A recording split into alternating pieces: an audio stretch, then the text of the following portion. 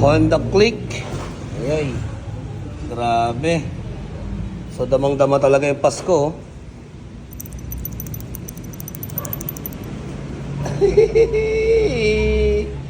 Aray ko. Long interval ng change oil mga ka-jegs. Kaya sabi ko sa inyo, every 1,000 change oil kayo.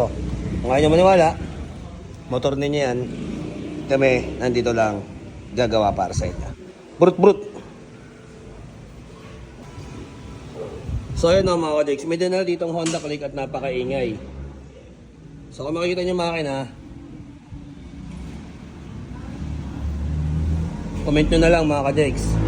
So dito muna tayo sa basic kung bakit maingay yung kanyang makina mga ka-jegs. Ayan o. Ito nyo yung kanyang rocker arm. Ito pala. Ayan o. Durog yung bearing. So ito pa lang. Basic no.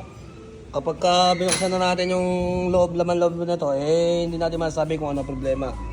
Kaya naman mga ka-jegs, pakiusap, every 1,000 change oil tayo. Huwag po natin kakalimutan, no? Meron tayong dipstick para i-check yung ating langis. Brut. Alright? Peace out.